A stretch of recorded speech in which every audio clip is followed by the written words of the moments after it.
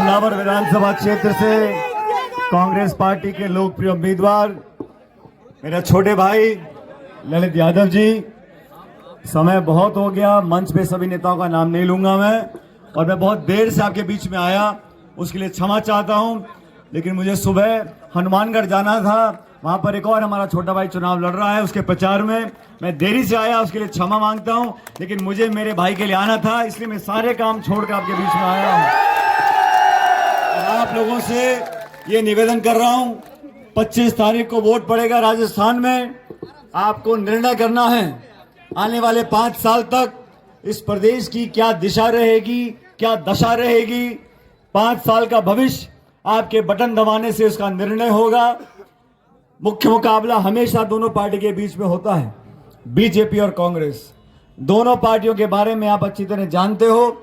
आपको सोचना पड़ेगा, तोलना पड़ेगा, कौन सी पार्टी, कौन से नेता, कौन सी नीति, कौन सा नेतृत्व और किसकी नीयत बेहतर है। बीजेपी की सरकार को 10 साल हो गए दिल्ली में। 10 साल पहले उन्होंने कहा था किसान की आमदनी दुगनी कर देंगे। मैं पूछना चाहता हूं बैठे मेरे किसान भाइयों से, आप में से किसी की आमदनी दुगनी हो गई क्या? क्या बोल रहे, हो गई? ये कहा था हर साल 2 करोड़ लोगों को रोजगार देंगे। किसी नौजवान को मिला रोजगार यहां पे भारत सरकार का? पूरी दुनिया में जो काला धन है उसको लाकर लोगों के खाते में डालने के 15-15 लाख रुपए मिल गए। 15-15 लाख रुपए किसी को? 10 सालों में जो काम इस सरकार ने किया, 3 काले कानून बनाए किसानों के खिलाफ। 1.5 साल तक किसान दिल्ली में, राजधानी में धरने पर बैठे रहे, ठंड में, गर्मी में, भूखे प्यासे सैकड़ों किसानों की मौत हो गई। तब जाके उनको गलती का एहसास हुआ और वो 3 काले कानून वापस लिए। सरकार ने जो नीतियां बनाई हैं, भारत के लोगों की जो संपत्ति है उसको औने पौने दाम में बेचना चाहते हैं। देश के हवाई अड्डे, रेलवे लाइन, खान के गोदामें, बिजली घर सब बेच के चंद लोगों को देना चाहते हैं। और कांग्रेस सरकार में दिल्ली में थी, हमने कानून बनाया। अभी गांव में जो काम चलते हम लोग भूल जाते हैं ये नरेगा का कानून किसने बनाया था। गांव में जो काम चलते हैं, रोजगार का अधिकार कांग्रेस पार्टी ने दिया। मनमोहन सिंह जी प्रधानमंत्री थे। 70,000 करोड़ रुपया छोटे किसानों का, वो किसान जो 2 बीघे 4 बीघे में खेती करता है, उस किसान के क्या हालात आज कर दिए भारत सरकार ने। खाद के, बीज के, बिजली के, पानी के क्या दाम हो गए। पेट्रोल डीजल देसी घी से महंगा हो गया। गैस का सिलेंडर 1100 रुपए का है। बीजेपी के लोग 80 करोड़ लोगों को सस्ता खाना देते हैं, वो तो अच्छी बात है। और हम लोग किसी को पेंशन दे दें, किसी को छात्रवृत्ति दे दें, महिलाओं के जेब में 2 रुपए डाल दें तो बीजेपी के पेट में फोड़े हो जाते हैं। गरीब को पैसा क्यों दे रहे हो? अरे चंद उद्योगपतियों का लाखों करोड़ रुपया जो बैंकों का कर्जा है वो माफ कर दो, कोई बात नहीं। और किसी बापड़े गरीब आदमी को आप 1000 रुपए दे दो तो उनके हाल खराब हो जाते हैं, आग लग जाती है। कहते हैं किसान का कर्जा माफ करोगे तो किसान बिगड़ जाएगा, किसान की आदत खराब हो जाएगी, बैंक का दिवालिया निकल जाएगा, अर्थव्यवस्था चरमरा जाएगी। मैं उनको बोलना चाहता हूं, आप लोग बैठे हो, आपको मालूम नहीं है किसान पे क्या बीतती है, किन हालातों में अपने बच्चों को पैदा करके वो पालता है, पूरे देश के लिए अनाज पैदा करता है। उसकी मदद करने में आप पीछे हाथ खींचते हो। साथियों, दोनों पार्टियों को नाप तोल के देखो किसकी सोच है गरीब के लिए, किसान के लिए, नौजवान के लिए, बुजुर्ग के लिए, पिछड़े के लिए, अगड़े के लिए, बहुसंख्यक, अल्पसंख्यक, सब लोगों को साथ लेकर चलने वाले कौन लोग हैं और कौन वो लोग हैं जो आपस में तनाव पैदा करते हैं, झगड़ा कराते हैं। बीजेपी से पूछो टमाटर 80 रुपए किलो क्यों बिक रहा है, चाल, चावल, चीनी, चाय पत्ती महंगी क्यों हो गई, तो कहते हैं हिंदुस्तान पाकिस्तान। अरे शिक्षित, रोजगार हमारे बिना मिले सैकड़ों, हमारे लाखों करोड़ों नौजवान बेरोजगार घूम रहे हैं। बीजेपी से सवाल पूछो तो कहते हैं मंदिर और मस्जिद। अरे आपने वादे किए थे, पूरे क्यों नहीं कर रहे? कहते हैं मंदिर और मस्जिद, हिंदू मुसलमान, हिंदुस्तान पाकिस्तान, ले दे के इनकी सुई वहीं अटकी हुई है, इन्हें कोई मतलब नहीं है। इसलिए आप लोगों से निवेदन करने आया हूं, कांग्रेस पार्टी ने, सुनो, कांग्रेस पार्टी ने बहुत सोच समझकर इस नौजवान को टिकट दिया है और आपके भरोसे पर दिया है। और मैं जानता हूं ललित जी को, इन्होंने पिछले 5 सालों में, उससे पहले जब से छात्र राजनीति से लेकर हर जगह यूथ कांग्रेस में मेरे साथ काम किया है। जब 5 साल संघर्ष हमने किया बीजेपी की सरकार के सामने 2013 से 18, उन 5 सालों में लाठी खानी हो, जेल जाना हो, भूख हड़ताल करनी हो, पदयात्रा करनी हो, धरना करना हो, जो भी करना हो, संघर्ष किया लोगों के लिए, नौजवानों के लिए। इस नौजवान ने किया है। आज मैं इनके लिए वोट मांगने आया हूं और 36 कौम के लोगों से बोलना चाहता हूं, ये जाति बिरादरी भूल जाओ, उस व्यक्ति का, उस नेता का, उस पार्टी का समर्थन करो जो आपके दुख सुख का भागीदार बनेगा।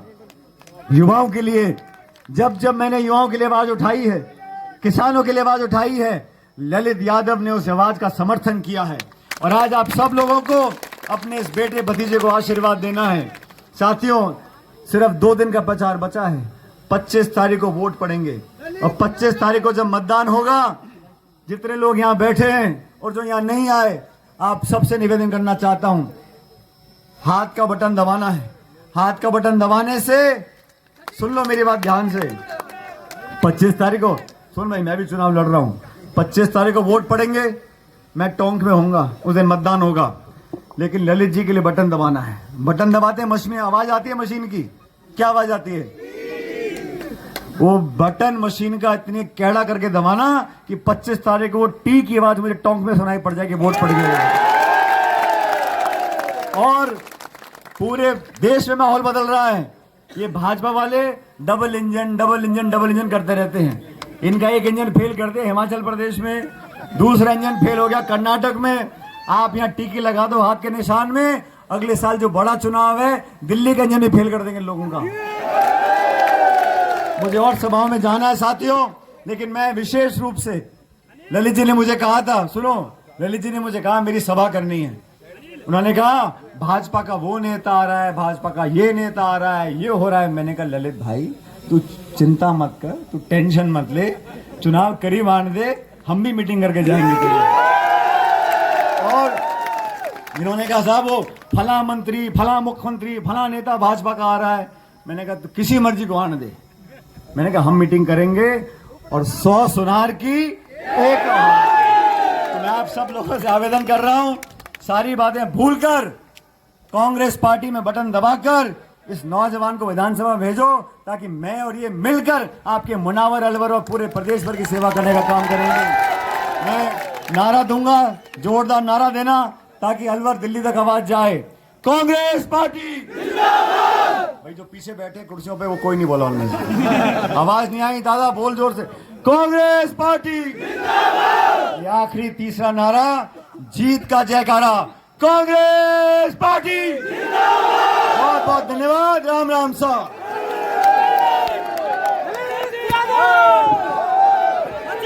धन्यवाद पायलट जी। और हम सब और सभी मंचासीन अतिथि, सामने बैठे पूजा के योग बुजुर्गों, नौजवान साथियों, आज आदरणीय सचिन पायलट जी का बिजी शेड्यूल होने के बाद भी आपके बीच पधारे, मैं आपका विशेष रूप से धन्यवाद करता हूं। आदरणीय पायलट साहब के साथ छात्र जीवन से लेकर यहां तक का सफर, पायलट साहब का आशीर्वाद हमेशा साथ रहा। राजस्थान विश्वविद्यालय में छात्र संघ का चुनाव लड़ा, वहां भी पायलट साहब के आशीर्वाद से मैं चुनाव लड़ा, और आज इस मंच पर खड़ा हूं तो भी पायलट साहब की वजह से खड़ा हूं। साथियों, मेरे घर में कोई एमएलए एमपी नहीं रहा, मेरे पास कोई पैसे देने नहीं है, मेरे पास कोई फैक्ट्री नहीं है, लेकिन मेरे पास आशीर्वाद किसी का है तो आदरणीय पायलट साहब का, आप सबका आशीर्वाद मेरे साथ में है। उसी के दम पर मैं आज तक यहाँ घूम रहा हूँ। साथियों, लंबी चौड़ी बात किए बिना मैं तो आपसे एक ही बात कहना चाहता हूँ कि आने वाले 25 तारीख को होने वाले इस चुनाव में आप सब लोग मजबूती के साथ अपने इस बेटे को आशीर्वाद देना। यही बात मैं कहने के लिए आप बीच में आया हूँ। दोस्तों, चाहे 13 साल के जीवन में मुनावर में कोई भी काम रहा हो, चाहे कोरोना काल रहा हो, चाहे वैसे रहा हो, आपके सुख दुख का साथी आपका भाई रहा है। भाई मैं तो आपसे एक ही बात कहना चाहता हूँ कि 25 तारीख को होने वाले चुनाव में, ये चुनाव 13 साल की संघर्ष का चुनाव है, ये चुनाव आपके भाईचारे का चुनाव है। इसलिए मेरा आप सबसे अनुरोध है कि काम करने वाले कमेरे आदमी को 25 तारीख को आशीर्वाद देकर आप लोग सफल बनाए। यही बात कहने के लिए आप बीच में आया हूँ। आपके बीच में जिन लोगों से एमएलए कोटा खर्च नहीं हुआ, आपके बीच में जो लोग आपके बीच में नहीं रहे, और आपका ये भाई पिछले 13 साल से आपके सुख दुख में दिन रात 24 घंटे आपके बीच में रहा है। ये बात आपको मैं निवेदन करना चाहता हूँ। आदरणीय पायलट साहब, ये सब लोग सुबह 10 बजे से आपको सुनने के लिए बैठे हैं। मैं तो मेरी बात कह दी मैंने कि 25 तारीख को आप सब लोग मिलकर के अपने इस भाई को आशीर्वाद देना। और मैं अब निवेदन करूंगा क्या आदरणीय पायलट साहब मिलकर के हमारे बीच में संदीप फौलादपुरिया, संदीप चौधरी भानो सरपंच, मामचंद चौधरी सरपंच संघ अध्यक्ष, दलीप यादव सरपंच साहब, वीरू पंडित जी, अनिल वाल्मीकि जी, हमारे संजय स्वामी जी, अरविंद चौधरी जी भी ये लोग पधारे हैं। इन अरविंद चौकड़िया जी, इनको भी आप लोग बाला बनाकर पार्टी ज्वाइन कराएंगे। बहुत धन्यवाद। धन्यवाद ललित जी। और अब बड़ी माला के द्वारा